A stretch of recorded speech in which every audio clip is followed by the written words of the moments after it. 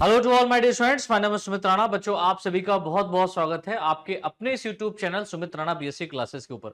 जैसा कि मेरे प्यारे साथियों, आप लोग उत्तर प्रदेश से हैं और उत्तर प्रदेश से हैं तो आप लोगों ने यहां पर थंबनेल में देखा भी होगा कि हम बॉटनी के 5वें सेमेस्टर को लेकर के चल रहे हैं, जिसमें पहला पेपर ही हमने स्टार्ट किया और ये पहले पेपर की पहली यूनिट है जिसका लेक्चर सेकंड है। इससे पहले मैं आपका पहला लेक्चर अपलोड कर चुका हूं। आप लोगों ने अगर नहीं देखा है तो प्लेलिस्ट में जाकर के उसको देख लीजिए, नहीं तो सर्च कीजिए, है ना, तो मिल जाएगा आपको। प्लांट वाटर रिलेशनशिप के ऊपर हमने पहला लेक्चर डाला है। आप अगर डालना चाहे तो ऐसे सर्च करिएगा, plant water relationship by Sumit Rana sir, आपको मिल जाएगा। ठीक है ना। तो इस तरीके की वीडियोस अगर आप लोगों को मिलती रहे और आप लोग अपना नॉलेज बढ़ाते रहे तो आपको सिर्फ छोटा सा काम करना है कि हमारे चैनल को सब्सक्राइब करके बेल आइकन दबाना है, जिससे जो भी वीडियो लेक्चर यहां पर अपलोड किया जाएगा उसका नोटिफिकेशन सबसे पहले आप तक पहुंचेगा। और इसी के साथ साथ इस वीडियो को लाइक करके शेयर करना ना भूलिए, क्योंकि आप तो अपना यहां पर फायदा ले रहे हैं, लेकिन भैया आप अपने साथियों का भी थोड़ा बहुत ध्यान रखें, उनको फायदा पहुंचाएं। तो वीडियो को सर्कुलेट जरूर करें, शेयर जरूर करें। तो स्टार्ट करते हैं आज का अपना टॉपिक। तो आज का जो हमारा टॉपिक रहेगा बच्चा, ये रहेगा वाटर के ऊपर, जल के ऊपर। जैसा कि हम लोग यहां पर प्रीवियस लेक्चर में प्लांट वाटर रिलेशनशिप के बारे में समझे थे, आज हम बात करेंगे कि वाटर जो है, पानी जो है, उसकी क्या महत्वता है प्लांट्स के लिए। अगर पानी नहीं है तो क्या प्लांट सरवाइव कर पाएंगे? बिल्कुल भी पानी अगर नहीं होगा तो क्या प्लांट सरवाइव कर पाएंगे? प्लांट ही क्या, मुझे ऐसा लगता है कि दुनिया का कोई भी ऐसा ऑर्गेनिज्म है जो सरवाइव नहीं कर पाएगा विदाउट वाटर। माइक्रो ऑर्गेनिजम्स को कुछ एक्सेप्शन, देखो बायोलॉजी है तो एक्सेप्शन होगा, कुछ ऐसे एक्सेप्शनल केसेस हैं जहां पर पानी की रिक्वायरमेंट नहीं होती, वो खुद अपना पानी बना लेते हैं। यानी कोई भी सब्सटेंस वो खा रहे हैं तो उनके अंदर मेटाबॉलिक एक्टिविटीज के कारण क्या हो रहा है, वाटर रिलीज हो रहा है। हमारे अंदर भी हो रहा है लेकिन वो पर्याप्त मात्रा में नहीं हो रहा है, तो इसलिए हमें रिक्रूटमेंट पड़ती है पानी की अलग से, है ना। तो एक्सेप्शन को अगर छोड़ दिया जाए तो दुनिया में कोई भी ऐसा ऑर्गेनिज्म नहीं है जो पानी के बगैर जी पाए, जो वो प्लांट हो या एनिमल हो। ठीक है ना बेटा। तो पानी की महत्वता आज हम पौधों के लिए यहां पर समझेंगे। तो थ्योरी को देखते हैं। देखिए लिखा हुआ है पहला पॉइंट कि जो जल होता है, वाटर जो होता है, वो प्लांट लाइफ के लिए सबसे महत्वपूर्ण फैक्टर है, सबसे इंपॉर्टेंट कारक के रूप में माना जाता है। पौधे इसके बिना जीवित नहीं रह सकते हैं, जो प्लांट्स हैं वो इनके बगैर बिल्कुल जीवित नहीं रह सकते। और वाटर एक यूनिवर्सल सॉल्वेंट होता है। अब देखिए यूनिवर्सल सॉल्वेंट, सॉल्वेंट कहने का मतलब क्या होता है ना। सॉल्वेंट कहने का मतलब होता है जो किसी चीज को अपने में घोले, है ना। सॉल्वेंट क्या हो गया, जो चीज घोलती है। और सॉल्यूट पार्टिकल जो चीज घुलता है, जैसे पानी में चीनी घुलती है तो पानी क्या हो जाएगा बेटा, सॉल्वेंट हो जाएगा। और चीनी क्या हो जाएगी, सॉल्यूट पार्टिकल हो जाएगा। तो वाटर जो होता है ये यूनिवर्सल सॉल्वेंट है, ये हर किसी को अपने में घोलने का प्रयास करता है। प्लांट में मौजूद अधिकांश मिनरल्स तभी अब्सॉर्ब हो पाते हैं जब वे वाटर में सॉल्युबल हो। अब देखिए प्लांट को जो मिनरल्स की रिक्वायरमेंट है ना, वो भी उसको तभी मिल पाएगा जब वो पानी में घुलनशील अवस्था में पाया जाएगा। ठीक है ना, तभी रूट के थ्रू क्या करता है, वो एब्सॉर्ब कर पाता है। नेक्स्ट पॉइंट देखिए लिखा हुआ है कि जल जो है वो प्रोटोप्लाज्म का एक बड़ा हिस्सा बनाता है। वाटर प्रोटोप्लाज्म का एक बहुत बड़ा हिस्सा बनाता है।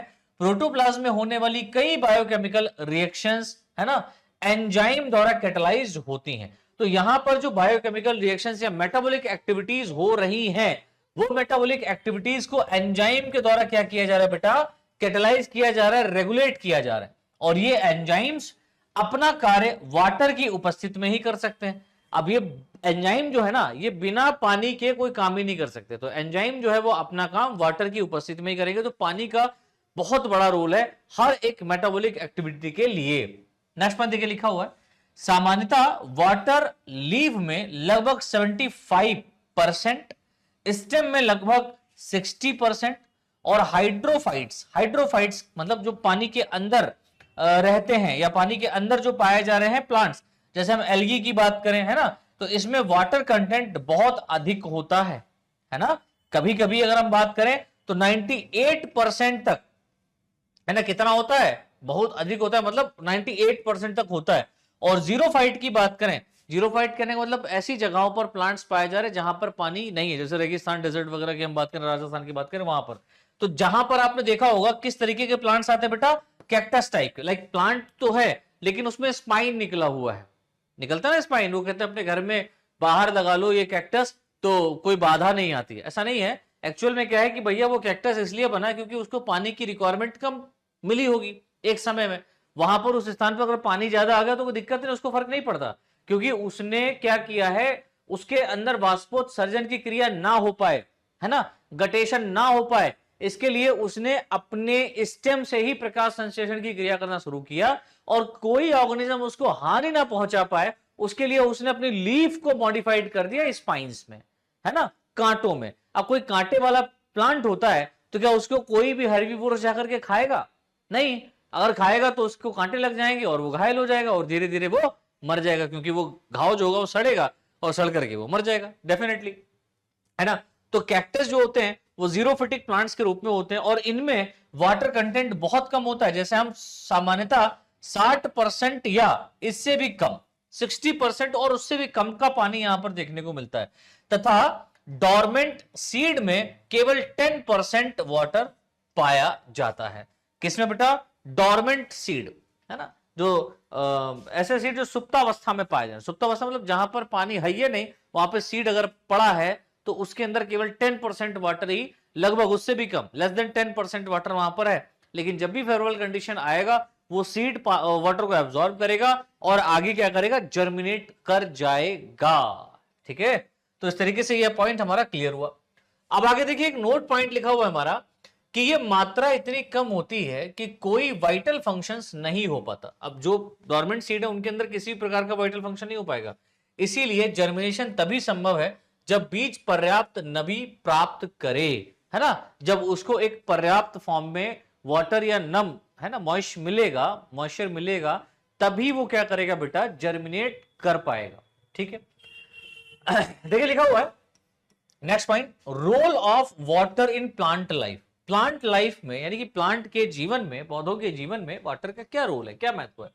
तो सबसे पहला महत्व यहां पर है वाइबिलिटी ऑफ साइटोप्लाज्म, यानी साइटोप्लाज्म की जीवंतता, है ना। अब जो साइटोप्लाज्म है उसके अंदर जो जीवंतता है वो किसकी वजह से बनी है बेटा? पानी की वजह से ही बनी है। यानी साइटोप्लाज्म केवल तभी जीवित रह सकता है जब उसमें पर्याप्त मात्रा में जल हो, पानी हो, है ना, वो जीवित तभी रहेगा जब पानी हो। अब डेफिनेटली अगर मान लो किसी सेल का प्लाज्मोलिसिस हो गया, है ना, प्लाज्मोलिसिस हो गया तो क्या होगा, सेल श्रिंक कर जाएगी। अब सेल श्रिंक कर जाएगी तो पानी डेफिनेटली वहां से निकल गया, तो अंदर बचा क्या, अंदर वो मटेरियल बचेगा जो पानी में घुलनशील अवस्था में था, तो वो तो किसी का काम कर रहा नहीं, वो तभी काम करेगा जब पानी सेल के अंदर होगा। अब प्लाज्मोलिसिस हो गया तो दिक्कत कर गई, है ना, या हाइड्रोलिसिस हो जाए तो दिक्कत हो जाएगा। अच्छा, नेक्स्ट पॉइंट देखिए लिखा हुआ है, वाटर की कमी होने पर साइटोप्लाज्म मर जाता है। अब पानी की अगर कमी हो जाएगी तो साइटोप्लाज्म क्या होगा बेटा, डेड कर जाएगा। ठीक है, आगे देखिए सेकंड पॉइंट हमारा है फोटोसिंथेसिस, यानी प्रकाश संश्लेषण की क्रिया होना। अब प्रकाश संश्लेषण भी तभी होगा जब वाटर होगा। आपको पता है ना कि जल क्या, प्लांट्स क्या कर रहे हैं बेटा, प्लांट्स जो है वो अपनी लीफ के अंदर क्या कर रहा है, कार्बन डाइऑक्साइड को स्टोमेटा से अंदर लिया कि नहीं लिया भाई, लेता है, कार्बन डाइऑक्साइड लेता है, प्लस वाटर को जड़ से लिया, बिल्कुल ले लिया, और इसके पास में एक पिगमेंट है जिसको कहते हैं क्लोरोफिल, जिसकी वजह से लीफ ग्रीन होती है। तो यहां पर बेटा ये क्लोरोफिल भी पाया जा रहा है। ये क्लोरोफिल का मेन फंक्शन होता है क्या करना, क्लोरोफिल का मेन फंक्शन होता है सनलाइट से फोटोनिक एनर्जी को पकड़ना। जो सन है ना, इस सन से जो लाइट आ रहा है, इस लाइट में एक एनर्जी होता है, और ये जो एनर्जी है ना बेटा, ये फोटॉन्स के रूप में होता है। किस रूप में होता है बेटा, फोटॉन्स, याद रखिएगा। इन फोटॉन्स को ये क्या करेगा, क्लोरोफिल कैप्चर करेगा, इस तरीके से, है ना, कैप्चर कर लेगा, और कैप्चर करके ये सेल के अंदर मतलब लीफ में सेल के अंदर ही क्या करेगा, क्लोरोप्लास्ट में स्पेशली इस कार्बन डाइऑक्साइड और वाटर को जोड़ करके, अब डिफरेंट टाइप के यहां पर एंजाइम्स भी लगते हैं, है ना, नो डाउट। तो carbon dioxide, water, chlorophyll, sunlight, है ना, क्लोरोफिल, सनलाइट सब कुछ यहां पर है, तो क्या बन जाएगा बेटा, कार्बोहाइड्रेट बन जाएगा, C6H12O6। क्या बना, C6H12O6, और बदले में ये हमको दे देता है ऑक्सीजन, है ना, बदले में क्या देता है बेटा, ये हमको ऑक्सीजन देता है। तो ये बात याद रखिएगा, राइट। तो यहां पर देखिए फोटोसिंथेसिस में क्या लिखा है कि फोटोसिंथेसिस प्रोसेस में वाटर रॉ मटेरियल का कार्य करता है। किसका काम कर रहा है बेटा, रॉ मटेरियल का काम कर रहा है। बिना वाटर के फोटोसिंथेसिस संभव नहीं है, बिना पानी के प्रकाश संश्लेषण संभव नहीं होता है, प्रकाश संश्लेषण हो ही नहीं सकता है, राइट। अब देखिए थर्ड पॉइंट क्या है, थर्ड रोल क्या है वाटर का, तो न्यूट्रिएंट्स एब्जॉर्प्शन, यानी पोषक तत्वों का अवशोषण। पानी है तो न्यूट्रिएंट्स क्या होगा बेटा, एब्जॉर्ब हो सकता है। तो मिनरल तभी एब्जॉर्ब हो सकते हैं जब वे वाटर में सॉल्युबल हो, है ना। मिनरल्स तभी एब्जॉर्ब होंगे जब पानी में क्या होते हैं बेटा, वो सॉल्युबल होते हैं, घुलनशील अवस्था में पाए जाते हैं। फोर्थ यहां पर फंक्शन है बेटा टर्जिडिटी एंड मैकेनिकल सपोर्ट, यानी कठोरता और यांत्रिक सहारा। ये सेल को टर्जिडिटी प्रोवाइड करता है। टर्जिडिटी मतलब सेल खिंची खिंची लगे। वो अब कहते ना यार तुम्हारा हाथ तो बड़ा शाइनिंग कर रहा है, मेरा हाथ शाइनिंग नहीं कर रहा है, क्योंकि आप पानी कम पी रहे हो। जिसका हाथ शाइनिंग मार रहा है ना, चिकना चिकना सा लग रहा है, बड़ा अच्छा सा लग रही है उसकी स्किन, तो भैया वो वाटर कंज्यूम कर रहा है। और भी बहुत सारे हार्मोन्स हैं जिनकी वजह से ये होता है। बट आप पानी रेगुलर बेसिस पर पिए, 2 से 3 लीटर तो पानी पी जाओ बेटा दिन भर में, है ना। तो टर्जिडिटी एंड मैकेनिकल सपोर्ट कौन प्रोवाइड कर रहा है, वाटर प्रोवाइड कर रहा है। तो वाटर प्लांट्स में सेल को टर्जिड बनाता है ना। एक देखिए नोट पॉइंट यहां पर लिखा हुआ, ये जो हैंड बना होता है ना, ये नोट पॉइंट है कि यंग प्लांट्स में यह टेम्पररी मैकेनिकल सपोर्ट प्रदान करता है। यानी कि जो यंग प्लांट्स होते हैं, जो नए नए उग रहे होते हैं पौधे, उनके अंदर ये टेम्पररी मैकेनिकल का भी सपोर्ट करता है, क्योंकि उनका स्टेम बड़ा लचीला होता है। स्टेम कैसा होता है बेटा, लचीला होता है, क्योंकि वो अभी उसमें सेकेंडरी ग्रोथ नहीं हुआ है, अभी वो डेवलप नहीं हो पाया है, जिसकी वजह से क्या हो रहा है बेटा, वो लचीला है। तो वो लचे ना, झुके ना, उसकी वजह से उसको सीधा सपोर्ट, मैकेनिकल सपोर्ट देने के लिए पानी यहां पर क्या है बेटा, बहुत बहुत रिक्वायर्ड होता है। आप देखो ना, जो नया नया प्लांट्स उग रहा होता है, उसकी स्टेम को अगर आप ऐसे तोड़ो तो बहुत सारा फ्लूइड सा स्ट्रक्चर निकलता है, मतलब बहुत सारा फ्लूइड फॉर्म में रहता है। या इसको पिचका दो ऐसे, आप साग को देख लो, खेत में लगा, धनिया को देख लो, है ना, साग देख लो, धनिया खेत में लगा होता है ऊपर की तरफ, उसको तोड़ लो और मिसलो तो बड़ा क्या निकलता है, सैप निकलता है, उसका पदार्थ निकलता है, लसलसा पदार्थ निकलता है। तो एक्चुअल में उसमें अधिकतर पानी है। क्या कर रहा है, ये प्लांट्स को मैकेनिकल सपोर्ट दे रहा है ना, ऊपर बढ़ने के लिए मैकेनिकल सपोर्ट दे रहा है। फिफ्थ पॉइंट बेटा ट्रांसपिरेशन, वाष्पोत्सर्जन की क्रिया कराना। ट्रांसपिरेशन भी यहां पर होता है पानी की वजह से। तो प्लांट्स द्वारा एब्जॉर्ब किया गया अधिकतर पानी ट्रांसपिरेशन प्रोसेस के जरिए बाहर निकल जाता है ना। प्लांट्स बहुत ज्यादा वाटर को एब्जॉर्ब कर रहा है ना, प्लांट बहुत ज्यादा वाटर को एब्जॉर्ब कर रहा है। अब प्लांट्स के अंदर पानी अगर ज्यादा मात्रा में आ जाएगा तो उसको ट्रांसपिरेशन के प्रोसेस के थ्रू बाहर निकाल दिया जाता है, और केवल थोड़ा सा पानी ही मेटाबॉलिज्म और ग्रोथ में उपयोग होता है। और यही जो वाष्पोत्सर्जन या ट्रांसपिरेशन प्रोसेस के थ्रू है ना, पानी बाहर निकला, ये कहां जाएगा बेटा, आसमान में जाएगा, है ना। आसमान में जाके क्या बनाएंगे, बादल बनाएंगे, और बादल क्या करेंगे बेटा, बरसेंगे। बरसेंगे तो बिजली कड़केगी, बिजली कड़क के पानी बरस रहा है, तो भैया इवोल्यूशन पॉसिबल है, इवोल्यूशन होगा, क्योंकि स्टैनली मिलर का एक्सपेरिमेंट कुछ इसी तरीके से ही आपने देखा था, है ना, समझा था, पढ़ा था। नहीं पढ़ा है तो कोई बात नहीं, आगे अगर आएगा तो मैं पढ़ाऊंगा और मैंने पढ़ाया भी है। अब हम बात करते हैं बेटा availability of water in soil, मतलब सॉइल के अंदर पानी किन किन अवस्थाओं में पाया जाता है, या किन अवस्था में हमको मिलता है, या कौन सा पानी ऐसा है जो हम एब्जॉर्ब करा सकते हैं, है ना। मतलब हम कहने का मतलब ये हो गया कि हम प्लांट बन गए। देखो एजुकेशन अगर आपको ले रहे हैं या आप कोई चीज पढ़ रहे हैं, तो आप एक बात याद रखना, आप किसी टॉपिक को तब बहुत अच्छा समझ पाओगे जब आप उसको रिलेट करके पढ़ोगे। जैसे मैंने बोला, मेरे मुंह से ये निकला ही नहीं, बल्कि मैं अपने आप को प्लांट ही समझ रहा था, क्योंकि प्लांट में जब समझ रहा हूं तो मेरे कॉन्सेप्ट, मेरे दिमाग और खुल रहे हैं, और मैं आपको अच्छे से एग्जांपल्स दे पा रहा हूं। आप भी जब बेटा पढ़ाई करें तो आप क्या करें कि अपने दिमाग में उस चीज से रिलेटेड अपने आप को इमेजिन करो कि मैं ऐसा हूं, है ना। आप प्लांट बन जाओ, मैं प्लांट हूं तो आप प्लांट बन जाओ, मैं प्लांट हूं। अब मेरे अंदर क्या क्या एक्टिविटी हो रही है, या सर किस तरीके से बता रहे हैं, वो चीज आप ग्रहण कर रहे हो, वो चीज जब आप अंदर ले रहे हो तो उसको रिलेट करके लोगे। भाई साहब 100% बता रहा हूं, आप चीजें कभी भूलोगे नहीं, ठीक है। तो जब भूलोगे नहीं तो वो लंबे समय तक आपकी एक मेमोरी के रूप में बना रहेगा, क्योंकि हम भी जब पढ़ते थे, हमारे सब सर लोग पढ़ाते थे तो कुछ एग्जाम्पल्स देकर के ही पढ़ाते थे, है ना। तो हमारे दिमाग में वो चीज बैठी हुई है। हम कुछ टॉपिक ऐसे हैं जो एग्जाम्पल के थ्रू आपको पढ़ाते हैं, बड़ा मजा आएगा, है ना। तो जो थ्योरी वाला है वो तो थ्योरी वाला ही है, वो तो पढ़ेंगे, लेकिन जो टॉपिक हमारा चल रहा है बड़ा मजेदार चल रहा है। अभी आगे बहुत सारे एग्जांपल्स के थ्रू मैं आपको बहुत सारे प्रोसेस को समझाने का प्रयास करूंगा, और आपको डेफिनेटली समझ में आएगा। बट वो जो एग्जांपल्स हैं उनमें अपने आप को आप रिलेट करना, बस इतना कहना है ना। तो कोई भी चीज अगर आप समझ रहे हो, अपने आप को जरूर रिलेट करो, इमेजिनेशन फॉर्म में उस चीज को जरूर से जरूर बनाओ, तभी आप उस चीज को अच्छे से ग्रहण कर पाओगे। तो मिट्टी में जल की उपलब्धता कितनी प्रकार की है? देखिए सॉइल में वाटर तीन मुख्य फॉर्म्स में पाया जाता है, तीन मुख्य रूप से तीन फॉर्म में पाया जाता है, लेकिन इन सब में से पौधे द्वारा उपयोग करने योग्य पानी केवल एक विशेष फॉर्म में ही होता है। मतलब एक प्रकार का जो फॉर्म यहां पर, एक प्रकार का जो वाटर जो यहां पर सॉइल में पाया जा रहा है ना, बस उसी फॉर्म में हम क्या कर सकते हैं, उसको एब्जॉर्ब कर सकते हैं, यानी कि प्लांट्स उसको क्या कर सकते हैं, एब्जॉर्ब कर सकते हैं।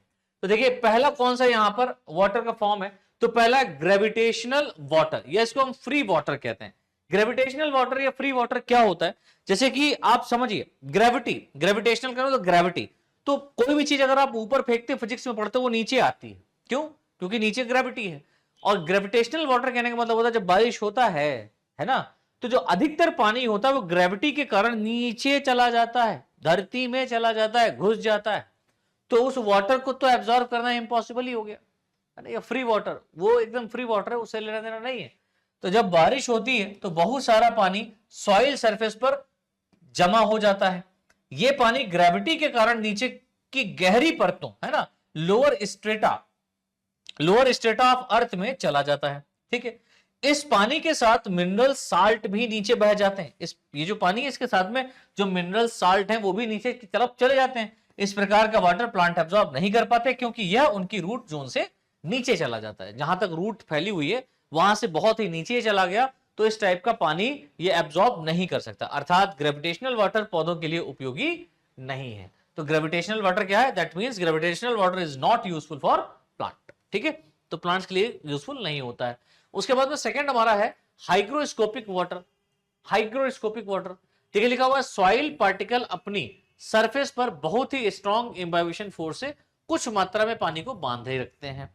अब इम्बाइबिशन क्या है ना, इम्बाइबिशन मतलब जो वाटर मॉलिक्यूल है वो सॉइल पार्टिकल से चिपक गया है ना, इम्बाइबिशन फोर्स के थ्रू चिपक गया है। अब वो पानी बाहर नहीं निकल सकता, उसको हम हटा नहीं सकते, उसको रिलीज नहीं कर सकते है ना। तो ये वाटर भी क्या है बेटा, हाइग्रोस्कोपिक वाटर भी यूजफुल नहीं है। तो इम्बाइबिशन फोर्स के थ्रू कुछ मात्रा में पानी बांधे रखते हैं कौन, सॉइल पार्टिकल। ये पानी सॉइल पार्टिकल की सरफेस पर टाइटली एब्जॉर्ब्ड रहता है। देखो मैंने क्या बोला, टाइटली एडजॉर्ब ना कि एब्जॉर्ब। एब्जॉर्ब कहने का मतलब होता है कोई चीज आ गई है अंदर, एडजॉर्ब कहने का मतलब होता है पानी चिपक गया है। इसका सबसे बढ़िया एग्जांपल मैं आपको अगर दूं तो आप लोग बरसात के समय में देखते हैं कि जो खिड़की दरवाजे होते हैं हमारे घर के, जो बाहर स्पेसिफिकली फॉर्म में होते हैं, वो धीरे धीरे तिरछे पड़ जाते हैं। या जिस दरवाजे पर पानी गिर रहा होता है ना, जिस दरवाजे पर पानी आ रहा होता है, गिर रहा होता है, तो क्या होता है, वो धीरे धीरे तिरछा हो जाता है। क्यों, क्योंकि जो वाटर पार्टिकल हैं, वाटर के जो मॉलिक्यूल्स हैं, वो क्या कर रहा है बेटा, इस जो वुड है, ये जो लकड़ी है, इसमें जाकर के इम्बाइबेट हो जाती है। क्या हो जाती है, इम्बाइबिशन हो जाता है इनमें, तो पानी एडजॉर्ब हो जाता है। यानी कि रूट, ये जो प्लांट है ना, ये जो लकड़ी है, ये पानी को बांध लेता है, एडजॉर्ब कर लेता है। तो पानी ना तो इधर आया भाई, एब्जॉर्ब करने मतलब तो पानी इधर से एब्जॉर्ब होता, बाहर से निकल जाता, नहीं, ये यहीं अंदर ही रह गया। अब इसको हम अलग नहीं कर सकते। जब ये अलग नहीं होगा तो क्या होगा, यहां पर एक फोर्स जनरेट होगा जिसकी वजह से जो खिड़की दरवाजे तो तिरछे पड़ जाते हैं, और आप बंद करते हो तो बंद नहीं होते, कहते यार तिरछा पड़ गया, फिर आप बड़े को बुलाते हो, उसको घिसवाते हो। लेकिन जब वो वाटर रिलीज हो जाता है नेचुरल फॉर्म में, फिर क्या होता है, वो ढीले पड़ जाते हैं और हमारे खिड़की दरवाजे एकदम तिरछे हो जाते हैं, बेकार हो जाते हैं, है ना। तो उसको समझना है ना। तो पानी यहां पर क्या हो रहा है, एडजॉर्ब हो रहा है, ना कि एब्जॉर्ब हो रहा है। ठीक है, फोर्स इतना स्ट्रांग होता है कि रूट इस वाटर को सेपरेट करके एब्जॉर्ब नहीं कर सकती है ना। इतना ज्यादा फोर्स होता है कि रूट जो है ना एब्जॉर्ब नहीं कर पाती है इस वाटर को रिलीज करके। अर्थात हाइग्रोस्कोपिक वाटर भी पौधे के लिए अनअवेलेबल होता है। ठीक है, हाइग्रोस्कोपिक वाटर भी पौधों के लिए अनअवेलेबल मतलब ये एब्जॉर्ब नहीं कर सकते, यूजफुल नहीं है। अब जो तीसरा यहां पर बेटा वाटर है, उसको हम लोग बोलते हैं कैपिलरी वाटर, है ना, केशिकी जल।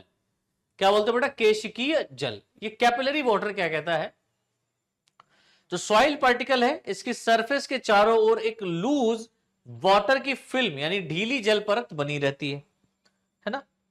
जो सॉइल पार्टिकल है उसमें उसके चारों तरफ एक वाटर की फिल्म पाई जा रही है। डायग्राम में क्लियर करूंगा। ये वाटर सॉइल पार्टिकल को कैपिलरी फोर्स द्वारा अट्रैक्ट करके होल्ड करता है।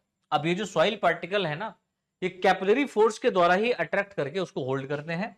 रूट हेयर इसी कैपिलरी वाटर को एब्जॉर्ब करते हैं। इस वाटर में मिनरल साल्ट सॉल्युबल साल्ट में, है ना, सॉल्युबल स्टेट में होते हैं। जो मिनरल साल्ट्स हैं वो सॉल्युबल स्टेट में होंगे और इसी फॉर्म में प्लांट्स उन्हें वाटर के साथ एब्जॉर्ब करते हैं। जो मिनरल्स हैं उनको भी ये एब्जॉर्ब कर लेता है। अर्थात कैपिलरी वाटर ही एक ऐसा वाटर होता है जो पौधों के लिए उपयोगी और एब्जॉर्बेबल होता है। तो आप याद रखेंगे ना, वाटर किस प्रकार के प्लांट्स किस प्रकार के वाटर को एब्जॉर्ब कर सकता है, तो आपका ऑप्शन क्या जाएगा सर? Capillary water. बहुत सारा ऑप्शन दिया है बट आपको क्या लगाना है? Capillary water. केवल एक ऐसा मात्र प्रकार का वाटर है जो प्लांट्स आसानी से या प्लांट की रूट आसानी से उसको एब्जॉर्ब कर सकती है। ठीक है, देखिए नोट पॉइंट लिखा हुआ है, अगर सॉइल में कैपिलरी वाटर की कमी हो जाती है तो क्या होगा? क्वेश्चन तो अराइज होगा ना भैया। अगर सॉइल में कैपिलरी वाटर का कमी हो गया तो क्या होगा? तो रूट हेयर वाटर एब्जॉर्ब नहीं कर पाते हैं, तो प्लांट सेल टर्जिडिटी नहीं रख पाते हैं, तो पौधे विल्ट यानी पौधे विल्ट करने लगते हैं यानी मुरझाने लगते हैं।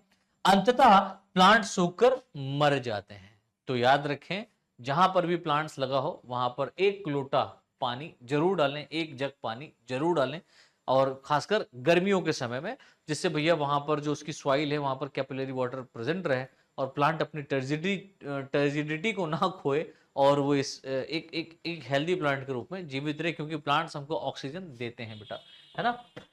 अब थोड़ा सा यहाँ पर हम डायग्रामेटिक ढंग से समझने का प्रयास करें तो यहाँ पर देखिए सारे प्रकार के वाटर लिखे हुए बेटा, है ना। एक तो यहाँ पर देखिए लिखा हुआ है हाइग्रोस्कोपिक वाटर, दूसरा यहाँ पर एक कैपिलरी वाटर है, और तीसरा मैंने बताया फ्री एंड ग्रेविटेशनल वाटर। देखो फ्री ग्रेविटेशनल वाटर में क्या हो रहा है कि पानी आया, ये क्या है बेटा? ये सॉइल पार्टिकल है, ये सॉइल पार्टिकल है बेटा, है ना, सॉइल पार्टिकल। तो यहां पर देखो पानी कितना ढेर सारा है ना, कितना ढेर सारा पानी है। ये पानी क्या हुआ? ग्रेविटेशनल फोर्स के द्वारा ये पानी नीचे की तरफ, ग्रेविटी की तरफ चला जाता है। ठीक है, तो ये पानी अनयूजेबल है। हाइग्रोस्कोपिक वाटर की बात करें तो देखो ये सॉइल पार्टिकल है ना, और इसके चारों तरफ ये ब्लैक कलर की एक थिन लेयर पाई जा रही है ना। ये थिन लेयर काहे की है बेटा? ये वाटर की है। ये थिन लेयर काहे की बेटा? ये थिन लेयर ऑफ वाटर, है ना। ये वाटर की एक थिन लेयर प्रेजेंट है, और ये बेटा यहां पर क्या है? एडजॉर्ब फॉर्म में पाई जा रही है। ये किस फॉर्म में पाई जा रही है बेटा? एडजॉर्ब फॉर्म में पाई जा रही है, एडजॉर्ब फॉर्म में पाई जा रही है। और जब ये एडजॉर्ब फॉर्म में है तो ये अनयूजेबल होगा, अनयूजेबल वाटर है ये, है ना। इसको यूज नहीं कर सकता कौन? प्लांट। लेकिन वहीं पर आप देखो जो कौन है बेटा? हाइग्रोस्कोपिक वाटर है, सॉरी कैपिलरी वाटर है। इस कैपिलरी वाटर में देखो ये तो हाइग्रोस्कोपिक वाटर हो गया, है ना। ये क्या हो गया? Hygroscopic water. ग्रेविटेशनल वाटर जो था वो सब नीचे चला गया, बचा बीच में ये वाला। मैं इसको अलग कलर से बनाता हूं। ये वाला जो बीच में बचा, ये वाला, दिस इज द, यही है बेटा कौन सा? हमारा कैपिलरी वाटर। और यही कैपिलरी वाटर को कैपिलरी के थ्रू क्या किया जाता है बेटा? एब्जॉर्ब किया जाता है। एब्जॉर्ब, देखो मैंने क्या लिखा? Adsorb, absorb. ठीक है, दोनों में फर्क है। तो एब्जॉर्बेबल वाटर कौन सा बेटा? कैपिलरी वाटर है। समझ में आ गया यहां तक? तो आई होप आप लोगों को क्लास समझ में आई है तो बेटा लाइक करो, शेयर करो, है ना, और चैनल सब्सक्राइब नहीं किया तो कर दो। ये लास्ट वाला थोड़ा सा पॉइंट सुनते हुए जाया करो, क्योंकि यहाँ पर कुछ ना कुछ हम नई चीज बता देते हैं आप लोग को। तो वीडियो को इसको बाद में करना, आप स्किप करने से पहले अगर चैनल को सब्सक्राइब नहीं की तो कर लो, बेल आइकन दबा लो, क्योंकि यहाँ पर बेटा जो भी क्लासेस चल रही हैं वो डिटेल फॉर्म में हम आपके लिए लेकर के आ रहे हैं, और इन क्लासेस को हम रेगुलर बेसिस पर ही लेकर के आने का प्रयास करेंगे, और ये रेगुलर बेसिस डिपेंड करेगा आप लोगों की एक्टिविटी के ऊपर। तो जितना ज्यादा आप लोग कमेंट्स करेंगे वीडियो में कि और वीडियो चाहिए हमको, या जितना ज्यादा आप लाइक करेंगे, शेयर करेंगे, चैनल को सब्सक्राइब करेंगे, उतनी जल्दी और उतना ही ज्यादा कंटेंट हम यहाँ पर आप लोगों को प्रोवाइड करने का प्रयास करेंगे। तो आई होप आप लोग अच्छे से रह करके अपने घर पे पढ़ रहे होंगे और कॉलेज भी जाते होंगे, और एक्स्ट्रा नॉलेज अगर चाहिए तो बेटा चैनल को सब्सक्राइब जरूर कर ले। और वो कहते हैं ना, डरने की है क्या बात, जब सुमित राणा बीएससी क्लासेस है आपके साथ, जब हम आपके साथ में हैं, तो आपको बिल्कुल नहीं डरना है अपने बीएससी में। कंटेंट में यहाँ पर बहुत स्पेसिफिक लेवल पे प्रोवाइड करवा रहा हूँ। एक तरफ हिंदी इंग्लिश मिक्स है, दूसरी तरफ आपको इंग्लिश में कंटेंट मिल रहा है। अगर आप इंग्लिश मीडियम के बच्चे हैं तो नोट्स आप अपना यहाँ से कॉपी कर सकते हैं, है ना, स्क्रीनशॉट लेते रहिए, तो अपना नोट्स बना लीजिएगा इंग्लिश में, और बाकी यहाँ से थोड़ा सा समझने का प्रयास कर लीजिए, तो आपका बीएससी का तैयारी अच्छे से हो जाएगा। तो मिलते हैं नेक्स्ट लेक्चर में, आज के लिए इतना ही। आप सभी को जय हिंद, जय भारत।